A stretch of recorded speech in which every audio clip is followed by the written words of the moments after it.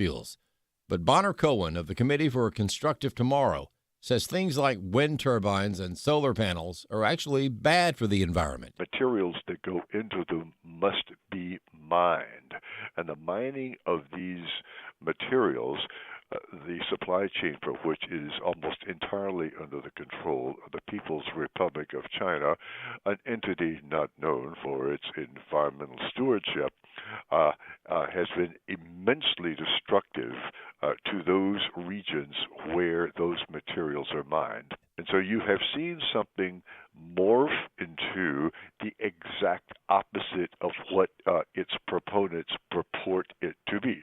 We're supposed to celebrate Earth Day and a clean environment, but the people who have been supporting these policies have now led us into a direction which is actually environmentally harmful. An attorney says a close reading of a controversial Colorado transgender rights bill finds that not only the parents, but also the press who report on the topic can be guilty of a crime if they misgender or dead name a child. Steve Jordahl explains. We've been telling you about a bill in Colorado that would make it illegal to call a transgender person by their real name. A court could take a child away from an offending parent during a custody hearing. Well, the so-called Kelly Loving Act says, quote, threatening to publish material related to an individual's gender-affirming healthcare services is a type of coercive control. Attorney Aaron Friday told Fox News that means the bill goes much further than most people realize. This bill affects the press and its freedom of the press, and it will require the press to use the chosen name of a child. And that, she says, is unconstitutional. It's a massive First Amendment violation, and so we need to fight this both in the courts, in the public domain, and, of course, standing up at these legislative hearings. And Friday says it's important to remember exactly what a transgender child is. That is a child who has acute distress about their natural bodies. And then on top of it, they are told that their parents who look at them and love them as their natural selves are bigots and horrible people and hateful people and don't deserve to be their parents. I'm Steve Jordahl. More news online at afn.net and download the AFN mobile app for your Apple or Android device. I'm Rusty P. AFA Action takes attacks on the family seriously. The enemies of the family constantly employ new tactics to try to sneak past our radar. They know if we stand together, their evil plans will fail. Your gift to AFA Action allows us to stay vigilant against their onslaught. And if you give this month, you'll receive access to the Cultural Institute video When Your Faith is Illegal by Frank Harbor on AFA Stream as our thanks.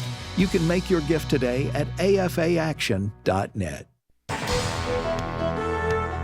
Welcome to Today's Issues, offering a Christian response to the issues of the day.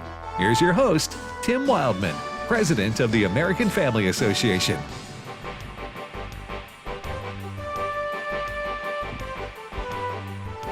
Hey, good morning, everybody, and welcome to Today's Issues on the American Family Radio Network. Today's Tuesday, April the 22nd, 2025, in case you were wondering. Thank you for listening to AFR. This is live radio, for better or for worse, like your marriage vows. You remember? Ed Battagliano joins me in studio. Good morning, Ed. Well, good morning. Where did that come from? I don't know. That's a pretty good line, though. Yeah. I may have to steal that. But it was written long ago. I stole it from You stole from somebody else? Yeah. All right, to Wesley Wildman. Good morning, Wesley. Good morning. All good quotes were taken from somebody somewhere Yes, at some point. That's right. It's just a matter of whether you want to admit that you stole it or not. Yes, that's right, which is a sin. Yes. I think stealing is a sin. Still in the top 10, right, Ed? Absolutely. It's the top 10. still It's in the top 10. It's in the top 10. It's the Top Billboard, top 10 Billboard hits Of sins. of sins. Right. All right, Chris, I Love the Carpenters Woodward. Yes. Is here. Huge fan with my Yes. 45s and 78s, whatever those are. We were talking before the show, before we went live. We were talking that the Carpenters, the singing duo, the brother sister singing duo from the 60s, well 70s more or less.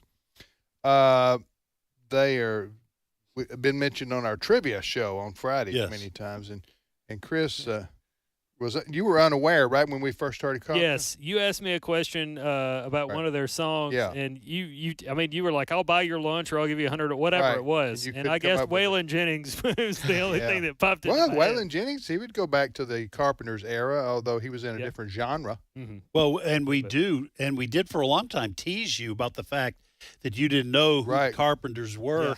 Yeah. And didn't you get a card from a lady I who, did. who was criticizing you for liking the Yes. Carpenters, and you were only pretending to like them to keep us quiet? Right, yeah, because I value my job and I'll do whatever I need to do. So yeah, rainy days and whatever days. But Wesley, I'm gonna double your participation in my will. Okay. If you can name me one Carpenters song right now. Yeah. I can see the album with Okay. the Birds. Oh, they had more than one album. The Birds. The The Birds were a different group. Yeah. The Eagles. They were. They the spelled it Carpenter. differently. I don't know. All right. Well, you missed your opportunity. In fact, I'm going to deduct you from the wheel for not knowing. Well, try again tomorrow. Okay. Try again And tomorrow. try- After you Google. Try your other and kid. memorize the whole Carpenters album list. All right. What was their Well, the number one hit? Carpenters, they had a one bunch hit of after hits. another. Rainy Days and Mondays. They had the married song. What was the wedding song that everybody used? We've only just begun. Yes. Which Chris can sing. yes, I've heard him. Oh, I yeah. mean, you mentioned Karen Carpenter's voice again, folks. This was before we went Right. live, Right. and she did just an enormous angelic voice. talent. Yeah. Yeah, I just what a think voice. I think you guys need to love me for what I am, Was that a Carpenters song? according to Google. That didn't make the top 20. Love me for I what got I it. am. All right. I can't help myself, but y'all helped me a little bit by going off on something I didn't know anything about. Right. So it gave me time to think. Yes. You know, we And- get up every morning. We hope to learn something new. Right. Right? Is that Gave the me time to challenge? think. And you did. That's Go ahead. right. And I've got an apologetic question for Ed. Okay. Ed, can you steal from the Bible? Can you steal from the Bible? So, Well, you stealing is should sin. shouldn't be actually stealing from anybody. Okay. Yeah, that's If right. if you Top 10. if you Yeah. quote if you quote something from somebody, it needs to be cited where Okay. you got it. Right. What we're talking about is that there's nothing new under the sun, and Right. so much wisdom Which has you kind just of borrowed yes, which I just borrowed without right. crediting. Yes, that's right, from Ecclesiastes. That's what the Bible says. Right. And the fact of the matter is that there's so much that we have absorbed Mm-hmm. growing up that came from somebody, but we're not doing research for a college paper Right. where you'd need to cite it. But I have another But think, apologetic. but so it's you kind of can't like a- steal from the Bible. You Right. should Right. cite the Bible. If or borrow from, or yeah, you can. I got I got hung up there. another apologetics question for you, Ed. That's Oh, good. okay. Where did God come from? Well, you know what? We got Dr. Frank Turek coming up here in 5 minutes. That's I what say every we ask him. 4-year-old wants to know, Yep. right? yeah. As soon as I had to. I have one answer to that, Yes. and I've given it to all my children, and I Yeah. this is it, and I move on. Right. Yes. Now I'll listen, Right. but it's the same answer. Right. No matter how many times or different ways you Okay. ask it, and it's God is the Alpha and the Omega. He's the beginning and the end. That's from Revelation chapter 1 verse 8. You just He attributed has the no Bible. beginning and he has no end. Amen. That's right. Yeah. Amen. That wasn't a trick question. But that is maybe 5 years old, 6 years old. You think of that? Where did he question? come from? I'm 6 years old, fixing to go to first grade. I'm gonna stump my dad. That's Yeah. right. Where did God come from? Right. Answer that one for me, Dad. And that's a great answer, Yeah, Wesley. that's And it. of course, I don't mean to make light of No, I get God's it. eternal existence, because the Scripture does teach He is the Alpha and the Omega. There's no beginning to God. There's no end to God. Right? But the reason it is a stump question at times, because even that sometimes is not satisfying, depending on the time and season well, of a that's when Christian's you life. just say, because- because I told you so. That's right. Yeah. That's when you end that conversation. That's right. There is a time and a place for everything. Under the sun. Yes, there's a time and a place for saying "I told you so," and that's Right. it. Right. And Because there's I a time to said so. live and a time to die. Because I said so. Mamas and the papas. You want to? Book of Ecclesiastes. Okay, yeah. Okay. I think that's clip. I think that's actually the birds. Oh, okay. But The anyway, birds. anyway. I feel an apologetic section to today's issues coming on. Hey, All right. I like it. Before we do that, folks are fretting right now. They're going, when are you going to get to the news of the day? And they're more than fretting. I'll bring you down shortly. They're criticizing. They're wanting to know, what is the status of the Dow Jones? Mr. Dow Jones today. How's Mr. Dow Jones feeling today? And we're going to get to that in a few minutes. But first, we have with us Mr. Apologetics himself from the great state of North Carolina. Dr. Frank Turek is with us, host of I Don't Have Enough Faith to Be an Atheist, heard Saturday mornings at 9 a.m. Central Time right here on American Family Radio. And Sundays at 4 p.m. Central Time. Right here on AFR. Good morning, Frank. Good morning, gentlemen. He is risen. Mm-hmm. Amen. Amen. He is risen indeed. Amen. We just celebrated Easter. Frank, this was, as Ed pointed out yesterday, I think this was I guess the first time in a while that the Eastern Church and the Western Church of Christians has celebrated Easter on the same day. Is that true? I didn't know that. That is true. Mm-hmm. I mean, that's what I read. Right. If it's on the internet, Ed, it's got to be true. That's right. I don't know what that means. That's a biggie, though. If they got that, or if they got that one wrong, I think. Well, it has to do with how the church historically has decided on what day, because it's not the same day. It's not like Christmas. Right. We celebrate the birth of Jesus Christ on December 25th. Mm-hmm. Whether that was the actual day or not, we don't know. But Easter and determining upon which day Easter will fall is a process of calculation. Yep. And the East and the West have a different formula for that. Right. But this year, from what I read on their internet, that it fell, both churches, their calculations, it fell on the same day. Right. Good morning, Frank. How you doing, brother? I'm just swell. Hey, can I give a 2-minute sermon? Go.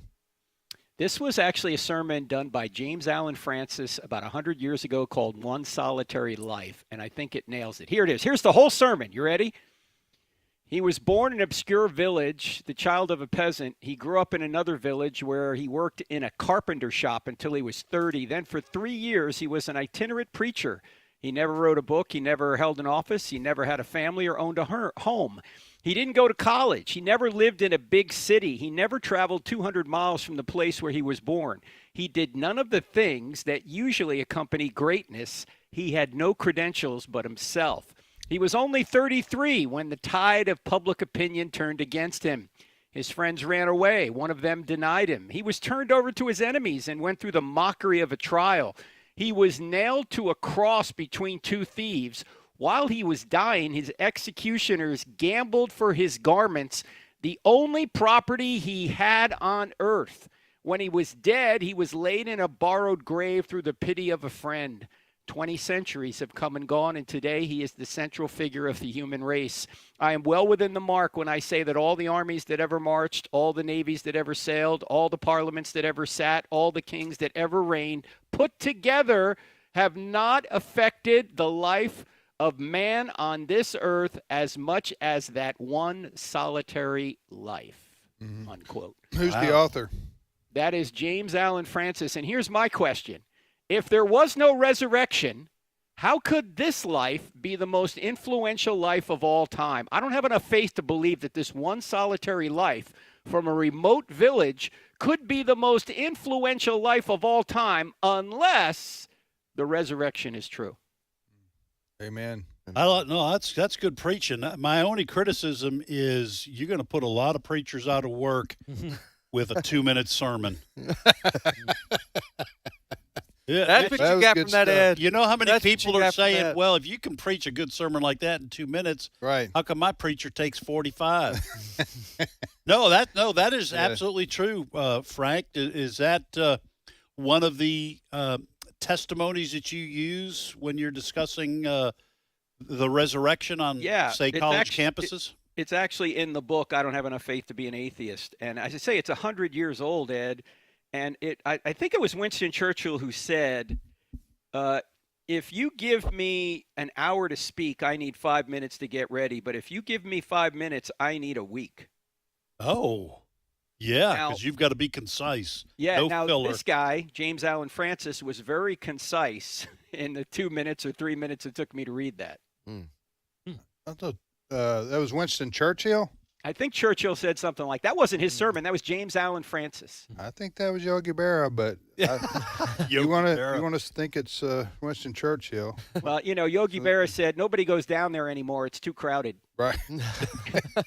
Talking about a restaurant. Yes. I remember hearing that one before. He also said, when you come to the fork in the road, take it. Yeah. One other one he said was go to your friends' funerals or they won't come to yours. That's right. All right. Oh, man. Frank, you've been on college campuses recently, right? Well, yeah. Hey, let me mention I'm going to be tomorrow night at the University of Tennessee, Knoxville. Okay. University of Tennessee, Knoxville. It's going to be 8 p.m. All the details are on our website, the Cross-Examine website, but I can get them for you if you want them. It's in Alumni Memorial Building 27, University of Tennessee, 8 p.m. Eastern Time. It'll also be live streamed on our YouTube channel and our X feed. Cross-Examine, two words at YouTube. Now, when you go to these college campuses, what do you what takes place exactly? Well, I do a presentation where I go through the essentials of the book, I Don't Have Enough Faith to Be an Atheist. I cover 4 questions. Does truth exist? Does God exist? Are miracles possible? And is the New Testament telling us the truth about the resurrection? Because if Jesus rose from the dead, game over, Christianity's true. And then we open it up to open mic, any question anybody wants to ask. So last week I was at Wright State University. The presentation was an hour and a half, and the questions were an hour and a half. So Wow, 3 hour 3 hours. event. So what is your sense? How long you been doing this? First About question. 20 years. All right, 20 years. So what is your sense of what is happening on college campuses? 20 years, that's a pretty good cross-section of time. You should have some sense of where things are trending. Yeah. Is there more interest among young people, less interest? I think there's more, Ed. There's certainly more. There's been some reports of revivals. I mean, I've been to Ohio State every year. This year, they had a big revival there. It wasn't because of me. I'm just saying they had the football team baptized a whole bunch of people. Yeah. Half the football team is a Christian, if not more. They've had these events all around that people are turning out. My friend Charlie Kirk is going to be at Texas A&M today. There'll be several thousand people showing up. So do you attribute that to the fact that a lot of these young people have grown up without much in the way of religious teaching and curiosity is getting the better of them, or they feel an emptiness that they can't? What do you attribute this increase in interest? It's probably all the above, but one of the things that's happening, particularly around young men, is that young men are starting. They're the most conservative, at least politically, group in 50 years. And I think they're tired of the feminization, the sissification, if you will, of the country, and they're looking for direction. That's why Jordan Peterson has made such an impact, because he's saying, hey, be a man. Go out there and actually do something that matters. Don't let the world tell you you have to suppress your instinct to go out there and conquer for good, right? Yeah. And I think men are looking for direction in particular, and many of them are finding it in Christianity, and it also happens to be true. I would also say that I think encroaching evil wakes people up. It's certainly waking people up over in the UK. They know that a tepid secularism cannot resist a rabid Islam. Right. Even Richard Dawkins is saying, I'm a cultural Christian now. The famous atheist who's been fighting Christianity his whole life is now realizing that there are benefits of a Christian society. Because there's no void. Some ideology is going to fill in what is left. And the ideology of secularism and atheism, first of all, isn't true. Second of all, doesn't work for people. What are you, just a bag of chemicals that's going to die? Right. And nothing's going to happen, and there's no meaning or purpose to life? That doesn't inspire anyone. Hey, Dr. Frank, this is Wesley here. Hey, Wesley. Before I ask my question, I was going to tell the audience, you can go to crossexamine.org and click on events, and you can see where Dr. Frank Turek will be in the coming weeks. Also, we mentioned earlier he'll be at the University of Tennessee, Knoxville tomorrow afternoon. Well, tomorrow night. But my question, did we just celebrate it as Christians Easter and the Resurrection Weekend and the Holy Week? What is one or two, depending on how much time you want to go here, of evidence or examples that we have that Jesus did raise from the dead? Because that's a pretty big claim. Well, yeah. Well, this is going to sound odd for people because all of us here believe the Bible is the inerrant word of God. So it's going to sound odd for just a minute, but stick with me. Christianity is not true because a series of documents we put under one binding that we call the Bible says it's true. In fact, Christianity would be true if the Bible never existed. And people go, well, what do you mean? How can that be? Right. And I always ask, do you realize there were thousands of Christians before a line of the New Testament was ever written? Why? Because they didn't read about it in a book. They witnessed the resurrected Jesus themselves. In other words, Christianity did not originate with a book. Christianity originated with an event, the resurrection. There would be no series of documents we call the New Testament, written by Jews in the first century, claiming a man claimed to be God and rose from the dead, because that's something Jews didn't believe in. They didn't think one guy could claim to be God. They didn't think one guy would rise from the dead. They knew we'd all rise from the dead at the end of time, but they didn't think one guy would rise from the dead and claim to be God. And yet here they are claiming a man claimed to be God and rose from the dead, and then they go and they abandon their sacred beliefs that they've had for 2,000 years as a people. They adopt new beliefs, and they're kicked out of the synagogue. They're beaten, tortured, and killed. They did not invent this. In other words, the New Testament writers did not create the resurrection. The resurrection created the New Testament writers. Yep. We wouldn't have these documents written by Jews in the first century unless that happened.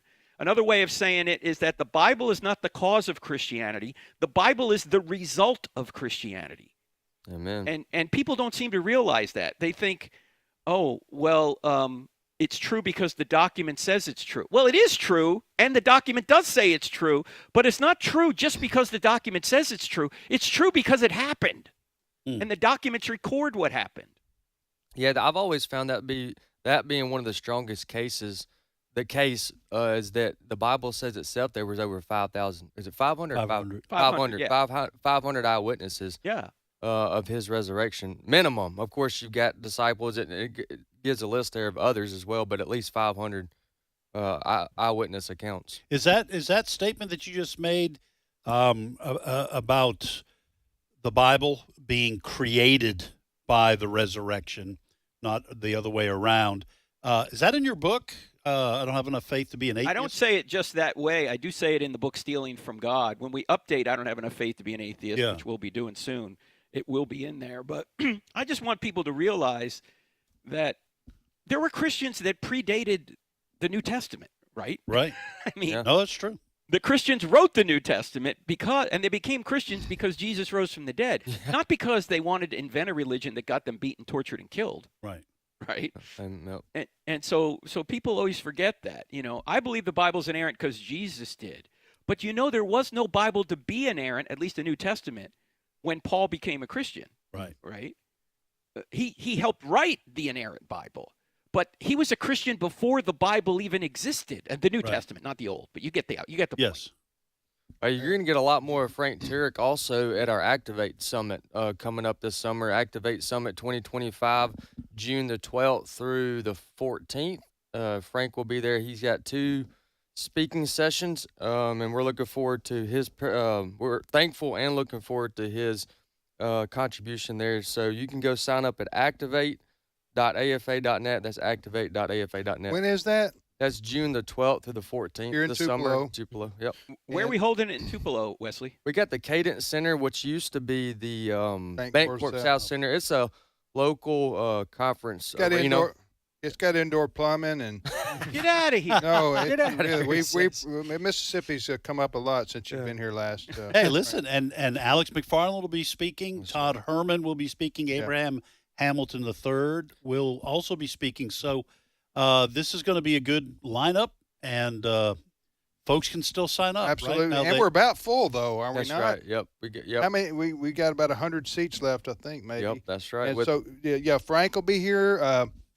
Todd Herman, Alex McFarland. Some of the panelists will include Jenna Ellis, M.D. Perkins, Sandy Rios, and Tina Griffin. And so we want you to come and enjoy the couple days. You can come by here and see us at the facilities. Offices and studios here at American Family Radio if you want to while you're in town. But and we do have a children's track.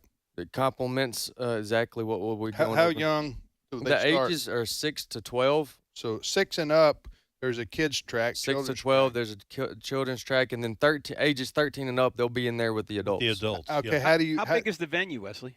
We're gonna cut it off at 500 this year, and that's because of the amount of help that we can use with our own staff. Right. We have to have that's our capacity. Yes, we have to have people to facilitate everything, and so 500 is our cap. Now that doesn't include children though; that's adults. We've also got 150 cap on children. Okay. So what? 650 if you add up children. How do you sign up? Go to activate.afa.net. Activate.afa.net. And it's when and how much does it cost? The cost is $75 for adults, and I believe it's $55. I'd have to find It's that information's on the It's all website, there. right? It's $75, and friends, we put on a $79 event, That's so what you're I'm getting a talking about. bargain. Yes. All right. Well, listen, Brother Frank, thanks so much for your time and appreciate it, brother. And we look forward to seeing you in a couple months. Thanks, brother. And don't forget, folks, University of Tennessee, Knoxville, tomorrow night. Details at crossexamine.org. See you there. Okay. And also check out our YouTube channel if you're not near Knoxville. We'll stream it live. All right. Thank you. Frank Turek, ladies and gentlemen. We're going to take our break and be back. So you got how many seats left, would you say? About just under 100. Let's just say 100. For that Activate conference. That's right. Yep. And so that's coming up June, what'd you say? June the 12th, the 14th, and all the details as far as there's even more details than we're going to cover here. But the schedule's there if you're interested to know when he's speaking. And $75 for the entire weekend. Yeah, it's a bargain. It is. It's a bargain. Oh, all right, huh? Yeah, it's a bargain. It's a bargain. We would say up in Boston, that's a bargain. We will return momentarily with more of today's issues. So we'll get some of the news of the day. So we'll see you back here in a couple of minutes.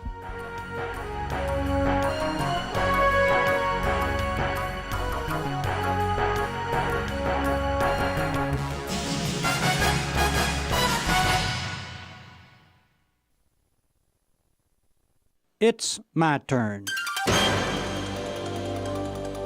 Here is your host for My Turn, Don Wildman. One isn't too old when he discovers that life has its burdens. No person is exempt from them. Each person must eventually come face to face with them. What are we to do with our burdens? How are we to deal with them? I think that perhaps 3 sentences from the Bible will be of help to us. The first sentence is this one. Each of us must bear some faults and burdens of his own. There are indeed certain burdens each person must bear primarily by himself. For instance, each person must bear physical pain by himself. No one can bear it for him. Then, too, some of our burdens in life are our own doing, and we have to carry the burden ourselves. I had a small auto accident one night with a man who was driving across the country to get to his dying mother. He'd been driving nearly 24 hours without stopping. The man had paid no attention to his mother for nearly 20 years, and she was expected to die at any moment. Now he was in a hurry to see her before she died. That man will have to bear the burden of neglect himself. Another sentence which can help is this. Bear one another's burdens, and so fulfill the law of Christ. Strange as it may seem, you can lighten your own burdens by sharing those of another. People often need a friend they can confide in, talk with, and know what they say will be held in confidence. We were taught to do unto others as you desire them to do unto you. So it helps us and another when we help them to bear their burdens by being concerned. That's what we would want them to do for us. The third sentence which can help us is this one. Give your burdens to the Lord. He will carry them. Christianity does not remove the burdens which life places upon our shoulders, But Christ does teach us how to best bear those burdens and when to turn them over to Him. It was Christ Himself who said, "Come to me, and I'll give you rest. All of you who work so hard beneath a heavy yoke. Wear my yoke, for it fits perfectly, and let me teach you, for I am gentle and humble, and you shall find rest for your souls. For I give you only light burdens." When in life our burdens get so heavy they are difficult for us to carry, it's a great relief to be able to turn them over to God. We miss a great friend and helper when we try to sail life's seas all alone, carrying upon our shoulder the weight of the world. There are some burdens which best can be carried by turning them over to God. Why not do it? Well, life does place upon us some heavy burdens. No rational mind would disagree with that. But I hope that when life's load becomes heavy for you, that you will remember these sentences from the book of books, and they will prove helpful to you.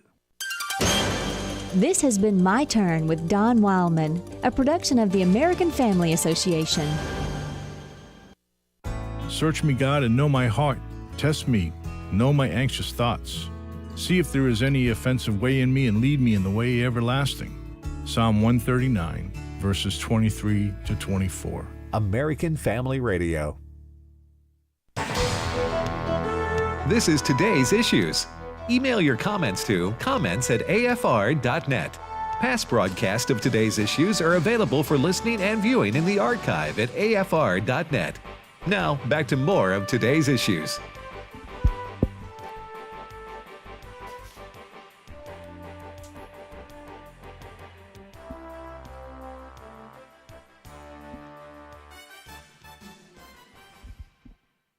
Hey, welcome back to Today's Issues on the American Family Radio Network. Thanks for listening to AFR. And I'm Tim with Ed, Wesley, and Chris. And Chris, what's your first story for us right today? now, the U.S. Supreme Court is hearing arguments over the religious rights of parents in Maryland to remove their children from elementary school classes using storybooks that promote the LGBTQ lifestyle. This is a case known as Mahmoud v. Taylor, and the Beckett law firm is representing Christian, Muslim, and Jewish parents who say that the Montgomery County Board of Education, unbeknownst to them, removed their opt-out and basically had students read from these books that include things like transgenderism, homosexuality, LGBTQ things. And the parents claim that their religious rights were violated because the school took away their opt-out option. These are issues they say should be best left to parents in the home based on the family's religious beliefs. And I've got some audio from Beckett attorney William Hahn here. Clip 1. At the core of this case is the right of parents to direct their children's religious upbringing, and especially ensuring that that right isn't surrendered simply because you send your children to public school, like 80% of American families do with school-aged children. Now, it's interesting here because the justices have repeatedly endorsed claims of religious discrimination in recent years, but you do have people like Justice Gorsuch, who was appointed by Donald Trump, that ruled a way we didn't want him to in a case involving LGBTQ stuff. So definitely one to watch here. It's going to impact everybody beyond Maryland. So you have, what age are these kids? Anywhere as young as 5 on up to like 5th, 6th grade. Okay, and they're arguing, the parents, is it like a class action and there's a bunch of parents? Yeah, it's a whole bunch of parents. I want to say in the hundreds of different faiths. Yes. Okay, I remember this story. So they're saying that what's the argument legally? Yeah, they claim that the school system, their taxpayer-funded school system, public school, violated their religious freedom rights under the First Amendment by removing. That's going to be a hard one to argue. I'm just because they're going to now the Supreme Court may rule in their favor, and I certainly am in favor of what the parents are arguing. Don't get me wrong, but they're going to say the opposite argument to that is that we can't let religious people impose their beliefs on everybody else in the public schools. Yeah, this is going to be. I agree with what you said. This is going to be a difficult case for the Supreme Court, and the problem is there's a number of problems here. First, the Supreme Court has, over the last 10 years, more really, last 20 years, even going back to Lawrence v. Texas, but the Supreme Court has consistently ruled that homosexuality is not immoral, that homosexuals have civil rights, that transgendered individuals have rights under the Constitution, that same-sex marriage is legal in this country. So the Supreme Court has consistently ruled in a way that is hostile to the Christian faith. And this group of parents, you're talking about Orthodox Jews and practicing Muslims and Orthodox Christians. By Orthodox, I mean Christians who believe the Bible, okay? They're all in the same boat. All of us are in the same boat because this is an increasingly secular society that thinks that is hostile to the... Go ahead. I'm sorry. That is hostile to the idea of God and his laws. And I would not be surprised if the Supreme Court says, if you put your kids in public school, they're allowed to teach your kids whatever they want about LGBTQ, which leaves parents two choices. You either accept it and let your kids be taught it, or you move on if you can. I have a third choice. Okay. Then Wesley can speak. I think the more, and maybe they tried this, I think the first line of attack here would be the school board. I would say I would approach the school board and tell them, regardless of our religious beliefs, it's inappropriate to discuss sexuality with children in school, public school. And most people, whether they're religious or not, agree with that, identify with that. They would say there's an age appropriateness, right? Mm-hmm. So certainly not a 6 years old. Oh yeah. That's anyway. That would be, and maybe they tried that. I don't know, but I'm just saying that would seem to me to be the most effective way to bring about change. Would be there rather than a Supreme Court. And I think they're going to lose here, but maybe they won't. Go ahead, Wesley. I don't think it'll be as difficult as y'all think it will be, and here's why: because they're not asking for there to be Christian view on this. They're also not asking for them to remove it. They're asking for the opportunity to opt out of for that to be. Okay, well, you may be right. So I don't think it'll be this difficult because all they're saying is just like there's opt-out paper that come home. Can your children travel on a field trip? Yes or no? Mm-hmm. Right. I mean, you got a point there. So I think, and at this point, based on the information we got, if all they're going to court on is the freedom to say we choose no to LGBT teaching to our children, right? But you can continue it all you want, knock yourself out, right?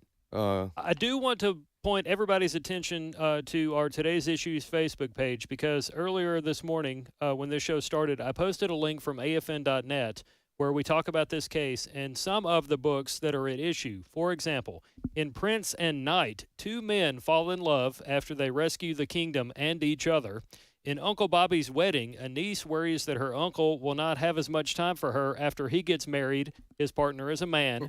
There's also a book called Love, Violet, which deals with a girl's anxiety about giving a Valentine to another girl.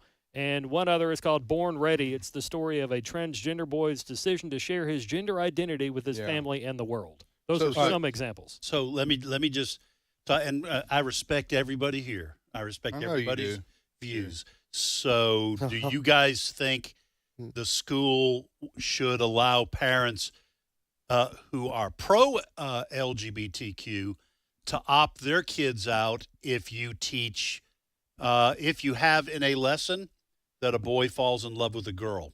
You see what I'm saying? Mm-hmm. Yeah, I think the Supreme Court is going to say the school has the right to decide, because if you start to let parents opt out of everything, if you use a word problem in math that says Bob and Alice have 3 kids, and then the pro-transgender folks say, well, you're teaching heteronormative ideas about relationships.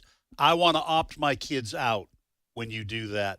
I think the Supreme Court is going to say, no, you can't do that. The schools have to decide what is best for the kids. Yeah. That's what I think. That's how. Please, folks that are listening, don't think I agree with that.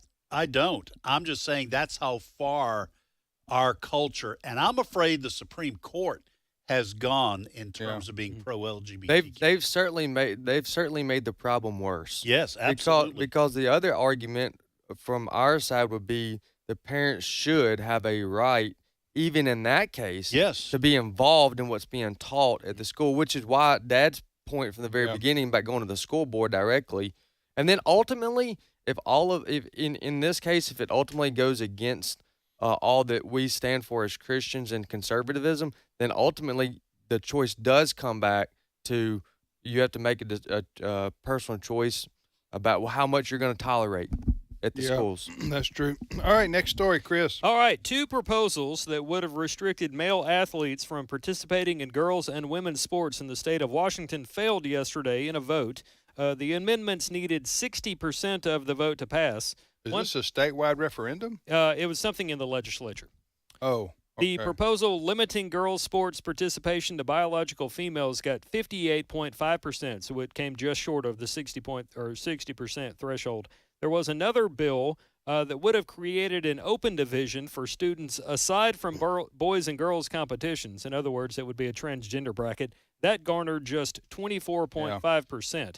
I've got some audio here from someone named Jennifer Say. She is the founder of XXXY Sports, who had this to say about Washington State. Clip 3. I think it still falls far short of where the American people are, which is 80% agree that women's sports should be for women only. But we're in this upside down world where a really loud and tyrannical minority of trans ideologues and activists are holding the rest of us hostage. And I don't know why we're so afraid of them anymore. Just do the right thing. Yeah, listen, the state of Washington, which is a beautiful state naturally, the one time I visited, they're just gorgeous up there, the scenery. And there are 11 Christians. I had to think about that for just a minute. In the state of Washington. No, I think there's 9. I think that one couple moved. They moved to Idaho. Yeah. Okay, well, 9. We're down 9.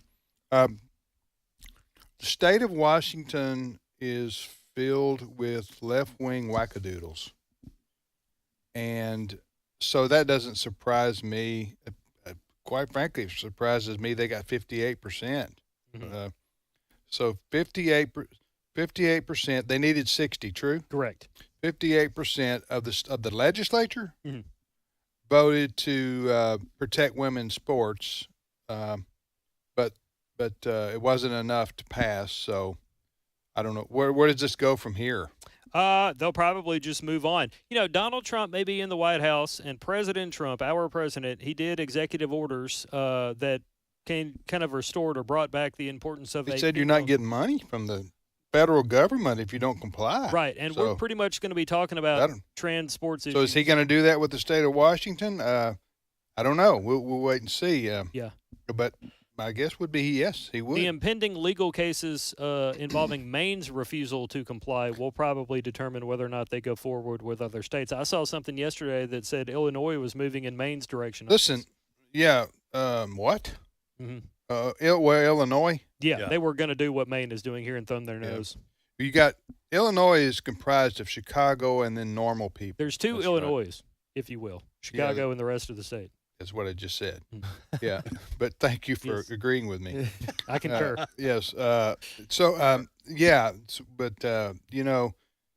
these blue states, they nothing surprises me anymore.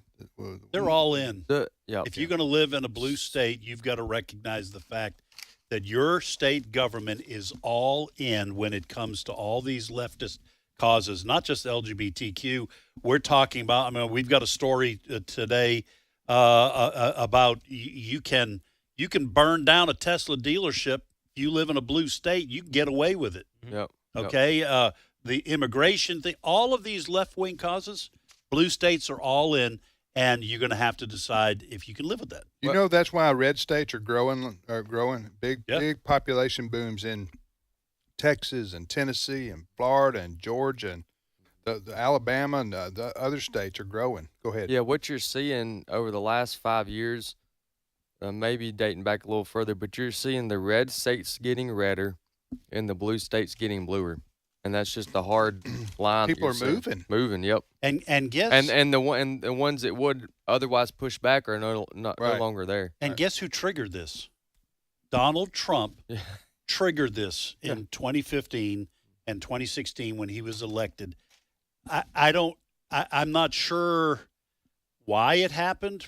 I can probably throw out some ideas, but I don't remember the left with their radical ideology that now we understood what was going on. Sure. Most normal people, everyday people, they didn't know how radical the left was until Trump comes along, and then everyone takes their masks off, and especially the left, and there's just no going backwards. And however this winds up for the country, but also for the Democratic Party, it is going to happen. Yep. Because the left, listen, we're all seeing, I see videos all the time on X, social media. These people are nut jobs. They went from lying to get elected to now being honest and then dare you to question them. Yeah. It really is extraordinary. Mm-hmm. Have you seen how much the greater Nashville area has grown? Oh, yeah. I haven't been there in a couple of years. It's like they can't find room for anybody anymore. Right. That's right. Because I'm talking about the greater Nashville area, not just, the downtown area. And it's all these people moving in from California and all, excuse me, all over the country. Right. To get away from blue states, basically. Yeah, because Nashville's it's a good-sized city, lots to do there. Tennessee's a very pretty state, and it's normal. No state income tax either, and it's normal. I think it's no state. They're very tax friendly compared to other states. Yeah, and it's a normal place to raise your family. Right. Not like Illinois, not like Colorado, not like Maryland. Again, we understand that in many parts of Illinois, yes, it's sanity prevails. Yes. But Chicago, no. But sanity has no political power. But the problem is, I wrote about this recently, and it was very astute. What I wrote, and I'm not going to brag on myself. No. Because that would be, I wouldn't want to do that. It's unbecoming. Right. But what you have here, when you have a city like Chicago, so many people live there, and it's so blue, they can basically dominate the state legislature. Right. Yeah. Okay. So that the rest of Illinois has to follow what the dictates of extremely liberal Chicago legislators in, is it Champaign? In Champaign, Springfield. Springfield. Yeah, Springfield. You're talking about the capital? Yeah. Springfield. Springfield. Champagne's where the University of Illinois is. Okay, you were going to say, Chris? Yeah, I mean, it's similar in California. If you get outside the big cities, you'll find traditional Democrats like Democrats used to be. They're not all Nancy Pelosi, AOC Democrats. Right. They're working people. They pay taxes. They're trying to find a safe place to raise their kids. But San Francisco and LA control everything. That's why there was an effort a few years ago to actually break it up into like 3 states. Hey, so just to pile on here. Yeah. When I've been to Cairo, Illinois, or Illinois, whichever one. No, it's Illinois. No, you're I've been to Cairo. You're 100% certain on that, right? Well, they just need to go ahead and take the S off. I would have a state referendum on that because I think it confuses State of the Illinois. world. There's no S in Illinois. Well, now, if you're from Mississippi, it doesn't have to be there. You're going to add it anyways. I know you're going to add it anyway because we don't believe in wasting letters. That's right. That's right. Can't waste. No, go ahead. Whatnot. I've been to Cairo, Illinois for an AFA event, and while I was there, the first group of people got there a half hour early just to kind of, get there early and meet AFA staff and so on. And the first thing they said when they walked through the door and they shook our hand, they didn't say, my name is. They didn't say, I'm glad to see y'all here. The first thing they said was, they held the handshake, looked me down, and say, "We are not part of Chicago. Right. We have nothing to do We're with from Chicago. Illinois. We're not from Chicago. Yeah. No, we're not from Chicago. They made sure to. Now, from that, then was their name and everything else. Yeah. They wanted to make sure. We have a lot of listeners up there. Salem, Illinois. A lot of people up there listen to us. Well, also the similar type thing is happening in Atlanta and Georgia. Unfortunately. And it's not exactly where Chicago and Illinois are, but Greater Atlanta is growing so much, but you have transplants coming in from around the world. It's not exactly like Nashville. It's transplants coming in from around the world and around the country who are more, quote, liberal and progressive, and they're making making up votes. Yeah, making up now. I got you on that one. No, making up votes. I got you. I got you right there. But now Georgia's still red. I know that they got two senators that are Democrat, but they were very narrowly won, and it was a weird circumstances. But Georgia's still red by 3 to 4%. That's right. If you did a statewide election, and that proved President Trump won there by that margin. Mm-hmm. And anyway, all right, and the governorship has been Republican. Right. So you're listening to Today's Issues on the American Family Radio Network. Thanks for listening to the program. Today's Issues. Next story, Chris. Yes. The Army, directed by President Donald Trump and Secretary of Defense Pete Hegseth, they have suspended a commander at Fort McCoy in Wisconsin because she insulted President Trump, Vice President Vance, and Secretary Hegseth. The colonel in question is Sheila Baez Ramirez, and again, this is in Wisconsin. Ramirez did not put up photos of the Commander-in-Chief, Vice President, and SecDef, which is part of procedure there. What was the last word you said? SecDef. Secretary of Defense. Yeah. I abbreviated. Uses some insider language. Yeah, there. Right, that's what they do in the military. Chris, all right. Inside the Beltway. I'll give you a sit You had rep this later. civilian going. All right. I didn't know what in the world you were saying there. Yes. So I anyway, don't think I say that on Christian radio or not. Yeah, get the delay ready. Yeah. All right, Colonel Sheila Baez Ramirez. Long story short, she did not put up photos of the Commander-in-Chief, Vice President Vance, and Secretary of Defense. What base? It's Fort McCoy, which is in Wisconsin. Okay, so help me out here. If you're a commander of a base, then you are required to put the pictures up in your office of whoever the president is. Mm-hmm. President, Vice President, and Secretary of Defense, also known as SecDef. Okay, Yes. so you're required to do that. It's military protocol Because the base is required to have the photos. So whoever's over to the remind base. people where the chain of command is. That's correct. And she refused to. Mm-hmm. Well, we technically, She we didn't get don't know around. why she didn't, but Correct. she's still responsible. The assumption is that she didn't support them, Mhm. and so she wasn't going to put their picture up. What pictures were up? Do we even know? I think they were empty frames. They were Yeah. they were empty. They were black, just a black frame. A social empty media box. post a week ago showing black blank photo frames where Trump, Vance, and Hegseth should be made waves on social media and led to a Defense Department investigation. Task and Purpose reported. That's a military news outlet So which she noted. got canned? Oh, Well, she's she been got suspended. suspended while the investigation. Put the pictures is up? Go. Yeah. She's going down to get some pictures? No, Yeah. Put 'em she's- up? She's been suspended while they have the investigation, and I guess they're going to determine whether this was purposeful or neglect. She may claim, "Oh, we forgot," but we're months in. Yeah. 3 months and 2 days. Yeah. So What you're the getting, assumption is that she didn't want to honor them. there's a lot of insubordination being exposed, and so they're cleaning house, and I don't think they're necessarily going out of their way in some cases, but if you provoke them like this, I mean, I don't know what else are they supposed to do if you are supposed to do if you don't do what you're supposed to do. I mean, there has to be some consequence. And it's the military. Yes. The military, you have to have, you got to Order. follow orders Yeah. in the military, and you got to follow protocol. That's how the military runs. So we don't. Effectively. Did she comment at all? I don't see a comment from her in this Daily Mail story, Okay, she which I was did post. suspended.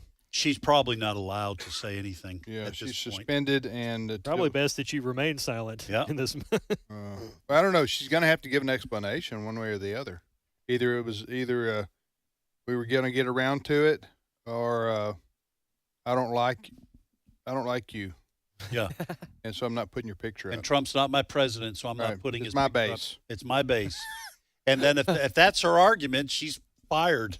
Yeah, it's beyond. I'm sure it'll be permanent or court-martialed. I don't know what they'll do with her. But I think we got time for one more.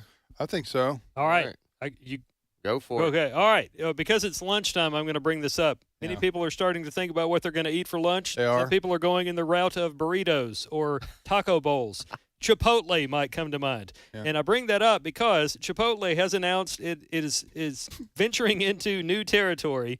The American idea of Hispanic food chain is opening a location in Mexico. And they're being ridiculed for this because there's a ton of these things already available that are mom and pop places. And here you go trying to do your version I'm of putting Mexico. you on the spot here, but please tell me we got some audio from this. We don't. Ah, okay. Yeah, no, Chipotle. I'm talking about man on the street audio. No, no bueno. Hey, listen, Chipotle, which I like. I don't go there a lot, but and we've got a new place here in our town. Yeah. But relatively new. But they must have done their homework here because businesses don't open places. What we're talking about is a Mexican restaurant chain, a Mexican-themed restaurant chain here in the United States, which is purely American. Right. Is going to set up. They're going to put a store in Mexico, so they're going to sell ice cream to Eskimos. Yes. Am I right? Yeah. Listen, I'm Italian, half Italian, half Greek. Right. I'm not going to. If I ever took my wife to Italy, we're not going to look for an Olive Garden there. Okay.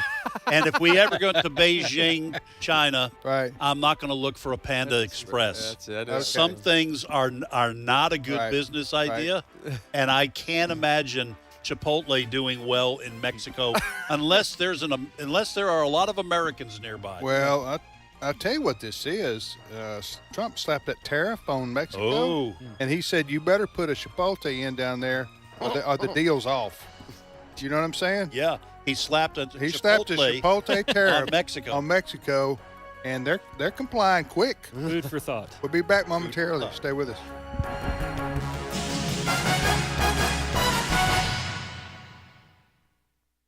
The views and opinions expressed in this broadcast may not necessarily reflect those of the American Family Association or American Family Radio. Faith, family, freedom. American Family Radio. How do you choose to stay informed? Sure, you can find all kinds of sources for information and commentary, but when you want them from a Christian perspective, turn to The Stand. Whether you choose to read the online blog or get the print version delivered to your mailbox, you can rest assured you'll receive factual news and biblically sound commentary. Find out more today at afa.net/The Stand. This is American Family Radio, a listener-supported ministry of the American Family Association.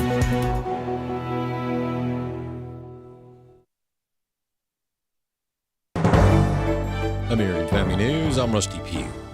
There's a new report out on anti-Semitism in the country. Lillian Wu has more. A nonprofit organization founded to combat anti-Semitism and bigotry says the number of anti-Semitic incidents in the U.S. reached a record high last year, the bulk of them Israel-related. The Anti-Defamation League, which has produced annual tallies for 46 years, says it's the first time Israel-related incidents, 5,422 of them, comprised more than half the total. A key reason is the widespread opposition to Israel's military response in Gaza after the Hamas attack on Israel in 2023. The findings adding to the debate over the extent to which vehement criticism of Israeli policies and of Zionism should be considered anti-Semitic. Lillian Wu, Fox News.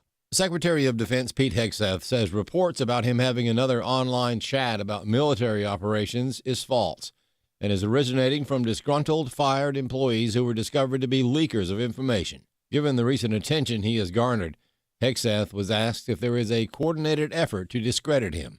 They've come after me from day one, just like they've come after President Trump. I I mean, I've gotten a fraction of what President Trump got in that first term. What he's endured is superhuman. It's not hard for me to do this job. I know exactly why I'm here. To bring warfighting and the warfighting ethos back to the Pentagon, to rip out the insidious ideologies and not compromise and not back down. To bring in new press voices into the Pentagon, which we've done, to reestablish standards and accountability, to not tolerate leakers, to 100% operational control of our border, to get rid of trans lunacy in the military. We haven't backed down. Analysts say the negotiations between Iran and the U.S. over Tehran's nuclear program are moving forward rapidly. Greg Palcott has the latest from London. A meeting of experts is set for Wednesday. The next principals meeting between U.S. Envoy Witkoff and Iran Foreign Minister Araghi will be in Oman on Saturday. That follows what was called a productive meeting between the two sides last weekend. The aim of the talks is to halt Tehran's rapidly advancing nuclear program, getting close to making a bomb.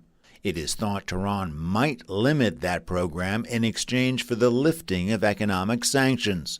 While experts say the meetings this week don't necessarily mean a deal is near, it does indicate Iran and the U.S. are talking. In recent comments, President Trump said, "I'm for stopping, very simply, Iran having a nuclear weapon." In London, Greg Palcott, Fox News. Idaho has new laws in place that protect free speech on college campuses.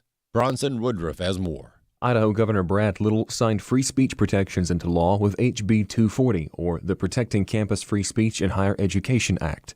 CBN reports this is designed to keep higher education institutions from restricting certain viewpoints. AFN talked with Zach Pruitt, senior counsel at Alliance Defending Freedom. He described some of the ways HB 240 protects campus free speech. That bill did it by predominantly in a few different ways. One, it clarified definitions in state code with respect to what is harassment, what defines a student, what defines a student group. All of these definitions are designed just to make sure that the university officials are viewing these subjects and these topics in the way that the Supreme Court has defined them. Secondly, it bans the use of free speech zones. He said this pertains to both conservative and liberal viewpoints. Free speech zones are something that we've seen schools use across the country to kind of take certain points of view and restrict them to kind of far areas of campus where there's not as much foot traffic. And this is something that has been repeatedly ruled unconstitutional. It prohibited security fees to be applied in a viewpoint-based manner. Lastly, Pruitt explained that it simply requires disclosure to students, faculty, and administrators to make sure everyone knows the policies of the state of Idaho and to make sure students and faculty know what their rights are and what their rights are not under the new law. I'm Bronson Woodruff. U.S. stocks are rallying today after companies reported fatter profits than expected, and other U.S. investments are also more steady a day after falling sharply. More news online at afn.net and download the AFN mobile app for your Apple or Android device. I'm Rusty Pugh. At Wesley Biblical Seminary, we believe God is raising up a movement across our nation and around the world who hold fast to the inerrancy of Scripture and the hope of holiness. We do this through bachelor's, master's, and doctoral degrees, certificate programs, and even training for lay people.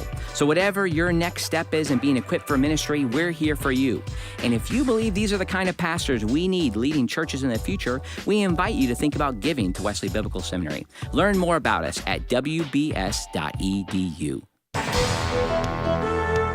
Today's Issues continues on AFR with your host, Tim Wildman, president of the American Family Association.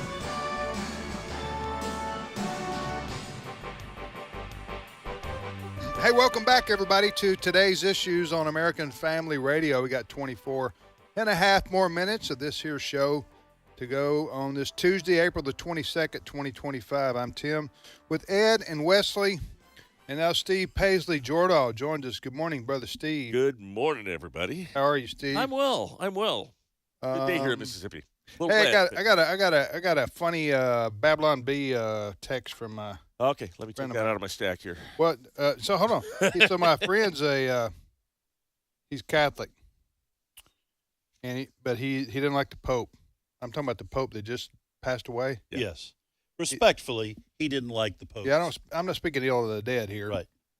He didn't like him when he was alive. Right. Okay. Right. Okay, and he voiced his and I think I his talked views. about this. You know, I said to him one day, I said, because we go out to golf together sometimes, and when you're in a golf cart with somebody for 3.5, 4 hours. Yeah, talk about something. Yeah, so we talk. So I Wanna go to Chipotle? if I want to throw him off, if he's beating me, I want to throw him off. I just bring up the Pope, and his whole demeanor changes, and he can't focus anymore. You know what I'm saying? His shots start going in the water and stuff. I don't do that every time, but if I'm like 5 strokes behind, you got to catch up. I'll throw in some Pope talk and watch it. He Pope turns talk. like Pope talk. He turns into like the welcome to incredible. You know how the Hulk changes? Yes, that's what happens. Wow, really? Yeah, it's bad. He comes right. But I don't do that every he time rips because through his I clothes. don't want to upset his day every time. You know what I'm saying? Right. So he sent me a text because the Pope did say some very controversial things. He did, including saying that all religions lead to God and that kind of thing. So here's what he sent me. Read it out loud. All right, this is the Babylon Bee.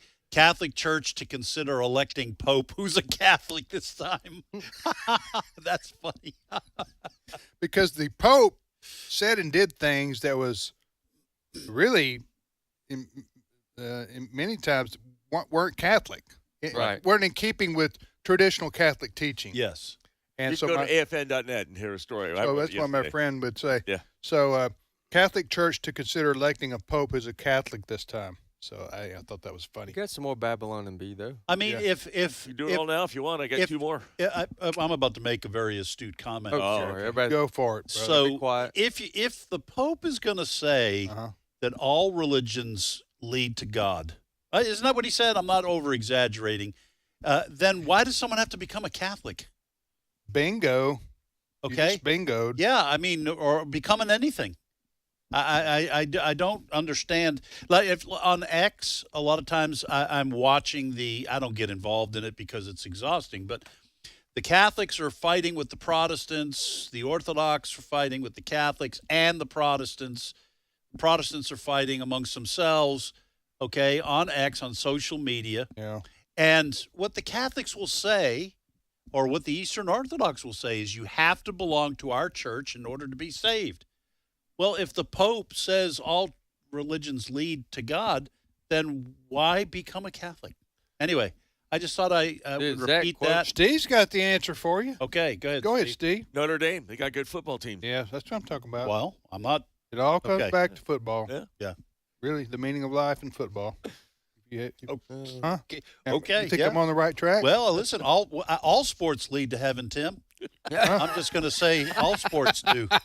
All sports lead to peace. Hey, Notre Dame has touchdown Jesus. That's I mean, right. what more do you want, right? Right. All right. So for those who don't know what we're talking about, if you go to Notre Dame's football stadium, in the background is a mural on the campus of Notre Dame, a Catholic school, with a mural of Jesus, and he's holding his hands up. Right. And it isn't meant to be touchdown. It isn't meant to be sacrilegious. Right. It was just coincidental that you can see this behind the stadium. Am I right? Right. Yes. Behind you can see through the end zone. So they call that on the wall. touchdown Jesus. He's holding his hands up as if to welcome people to the Christian Right, faith. right. And it looks like he's signaling touchdown. Touchdown for Notre Dame. Yeah. Yeah. All right, Steve, go ahead. You want to continue with Babylon B or leave that for later? Steve, whatever just follow your heart, Steve. Okay, well, let's leave those. Follow your heart. We'll come back to the Babylon Bee. Yes, at the end of this segment. Yes, because I heard you reference this a little bit earlier. In Minneapolis, they have arrested a guy named Dylan Adams. Dylan? This is outrageous. Dylan Adams was arrested and charged with vandalizing, I believe, 6 Teslas, causing some $20,000 worth of damage. I saw him on video. Yeah, because all the Tesla cars have the videos. This is the stupidest thing. They go and I know, right? They're all recorded, but the Minneapolis office of attorney's office, Mary Moriarty, said she's not going to charge him. What did she say? We're going to put him in. We're going to like a district attorney's office who's responsible for prosecuting crime. Yes, What they say? He said our main priorities are to secure restitution for the victim and hold Mr. Adams accountable. As a result, we will file for pre-charge diversion to both facilitate both of these goals. An approach taken in many property crimes. So they're going to put him in a diversion program, basically counseling, I guess. This fella.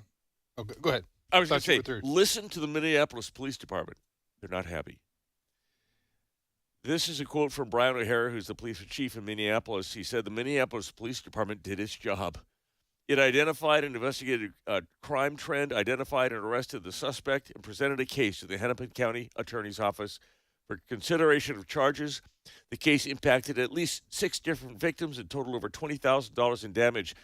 Any frustration related to the charging decision of the Hennepin County Attorney should be directed solely at her office. Our investigators are always frustrated when the cases they pour their hearts into are declined. In my experience, the victims in these cases often feel the same. And that was, what's the name of that police chief? His name is Brian O'Hara. Brian O'Hara. You know how it's going to. All right, let me. So what you got here? This fella who is videotaped doing this crime, that is vandalizing these Tesla cars in Minneapolis. He's a. Okay, it says a progressive district attorney has declined to charge a Tim Waltz state employee allegedly called. He works for the government there. Okay, so 33-year-old government employee Dylan Brian Adams, that's the fella's name who's accused of doing this crime. But you know, when you're watching him on video, the accused, I was about to the accused word, you just throw that out because he's taking it upon him. So he's unhinged, obviously. So he decides just to start vandalizing people's cars, Tesla cars in a parking lot, I guess. $20,000 they say in damages, and so is the police six different vehicles or 6 different Teslas. Oh, is that right? Mm-hmm. So he, but here again, you have you have a blue state, and am I right? In most places like this, the district attorney is elected. I think that's probably true for most big cities. It's an elected position. Okay, so I will say this. The people of Minneapolis, if they elected this district attorney, I know people get upset and frustrated like the police chief is here in Minneapolis. Is it Minneapolis? Yes. It is Minneapolis. Okay, so, but the people of Minneapolis agree with this district attorney. Okay? The people of Minneapolis don't want crimes prosecuted. You're saying otherwise they would have voted. Otherwise they would vote for a rational law and order type of district attorney. I don't even know why they had district attorneys in New York and in Los Angeles and in Chicago and in places like, where is this, Minneapolis? Soros has to have someplace to spend his money. Yeah. Because because you talk about soft on crime. This guy's caught red-handed doing this, or blue-handed, I should say, doing this, and now they're saying he's going to have restitution. In other words, he's going to have to work to pay this off. That's what they're saying, right? That's what What they say is if he has a job, he'll have money. I don't care. Yeah. You throw his rear end in jail for about a year. This is considered terrorism charges in many jurisdictions. I guarantee you, if this was the judge's car, he'd be in jail. That's a good point. If this was the judge's car, go ahead. Well, Steve, you did mention George Soros. Why don't you explain what you mean by that? That's no joke. That's not a joke. George Soros, very liberal mover. He's ancient. His son is actually taking over his empire, but he has poured millions of dollars into this country to elect district attorneys and attorneys general that are liberal on crime, soft on crime, because they believe that all crime is because of some cultural thing. No one's going to commit crime, but they've been deprived and everything. And then there's also the part of them that wants to kind of tear down the country a little bit before they can build it up. Next story. Yeah, let me just toss this one thing in. Soros understood properly that while you might not be able to influence the culture always on a national level with those elections, you can make a ton of changes if you pour money into local races and elect a leftist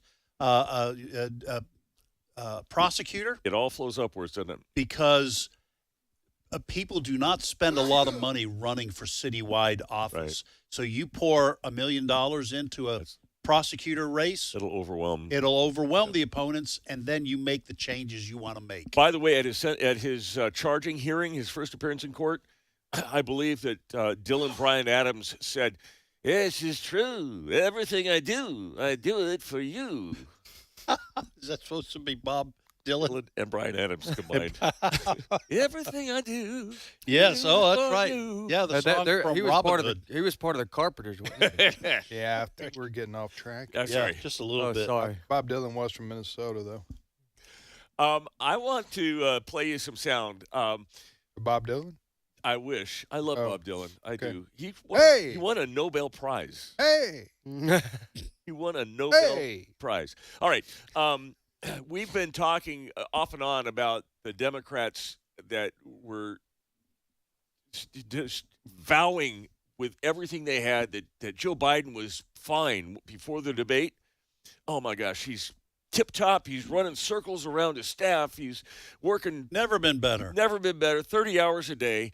And then and then the debate. And then they all got quiet for a bit. But now people are starting to ask people like Elizabeth Warren, well, didn't you see it? You must have seen it. Well, she was on a debate. It's called the Talk Easy podcast with Sam Fragoso. And Fragoso. And this is the question, and it's what she said. 10. Do you regret saying that President Biden had a mental acuity? He had a sharpness to him. You said that up until July of last year. I said what I believe to be true. And you think he was as sharp as you?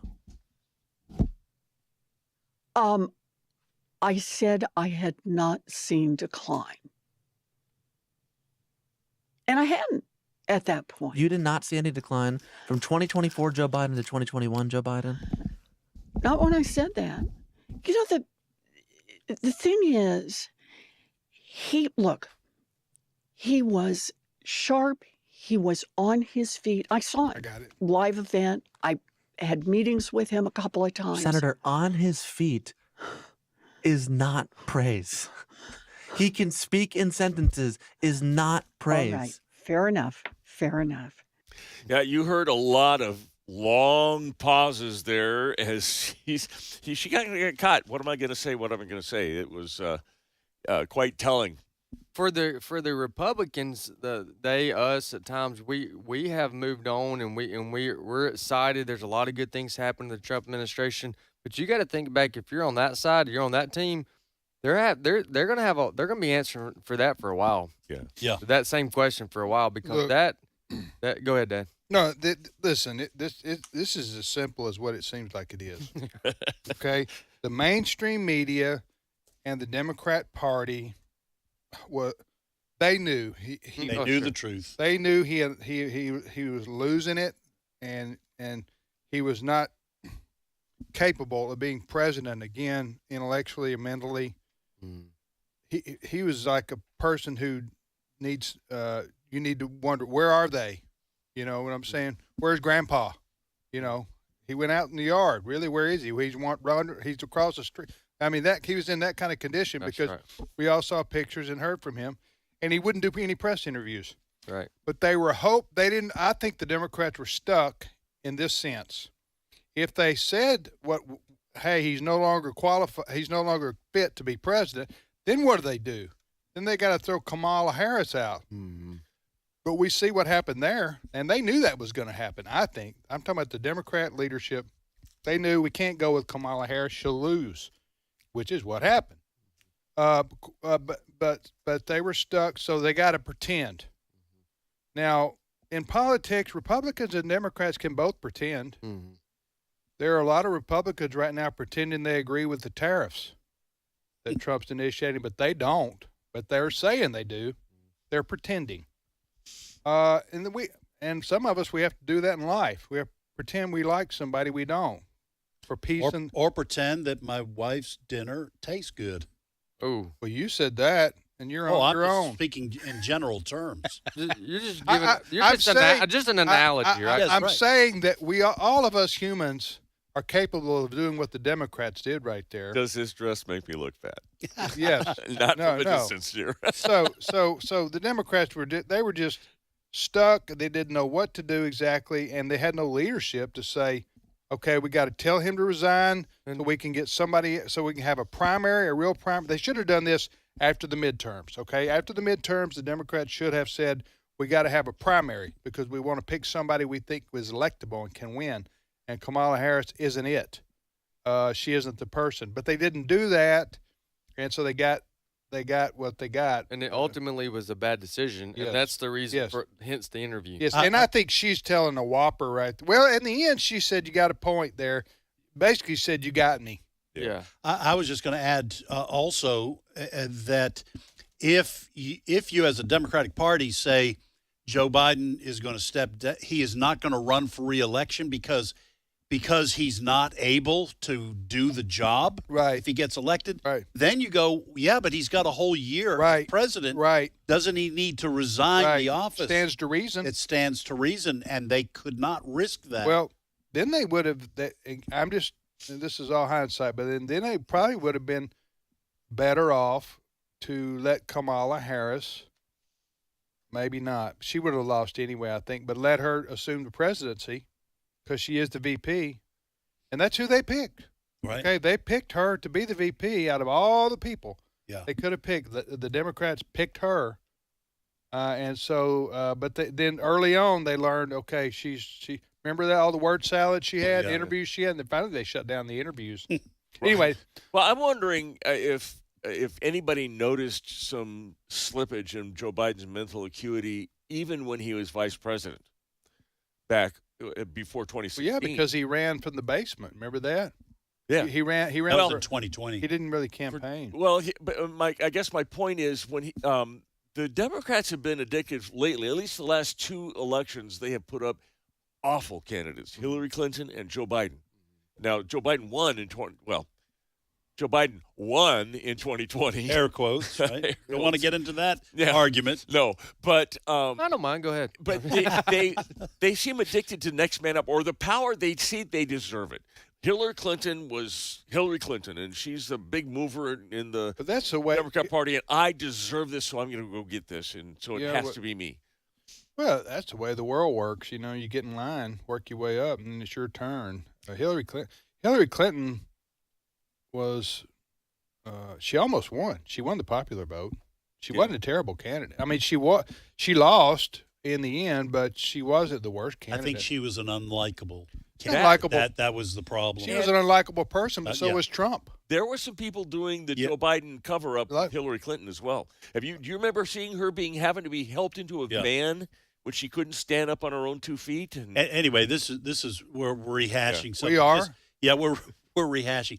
We brought this up because this with Elizabeth Warren being questioned, probably by a liberal. And like I said 10 minutes ago when we started this conversation, is that this will be something while we've moved on as Republicans and conservatives, and we're having a lot of fun with Trump's team. The Democrats are going to be that's going to be the question at the next debate or when there is a debate. Right. Next story, Steve. All right. Kent State had put up a giant art exhibit on Kent campus. State University in Kent Ohio. State University in Ohio, of the infamous National Guard shooting. I don't know if this is kind of related as far as violence concerned, because one of the displays of art they had was a giant mural of Donald Trump's head on a pike next to the words, "We only have to get lucky once." The school defended it at first, and then when they started getting a whole lot of pushback, then they said, okay, we should take it down. And they say the artist himself took it down voluntarily. But the violent threats and violence attempts on his life. But let's just talk about the violent threats and innuendos that have occurred for Donald Trump. I'm going all the way back when he got elected in 2016. Okay, Snoop Dogg, with the picture on his album or whatever, and then what's that C-list actress that Kathy Griffin. Yeah. I mean, all this. Well, Madonna saying, "I dream about blowing up the White House." This has gone on for Donald Trump. I don't know why he doesn't have PTSD. Yeah. But this is no shocker. This is increasingly the left. It is. They are proud of their violent tendencies, and they believe that this is a fight to the death. Well, a lot of them applauded the shooting death of that insurance. Yes. And the only thing he did was disagree with them. By the way, if you disagree with them, they wouldn't be that upset about your murder. Hey, can I just want to get something in before we leave here, because this is breaking news from our friends at the Babylon Bee, who have discovered that people who bypassed the legal process to get into the country are demanding the legal process before being kicked out.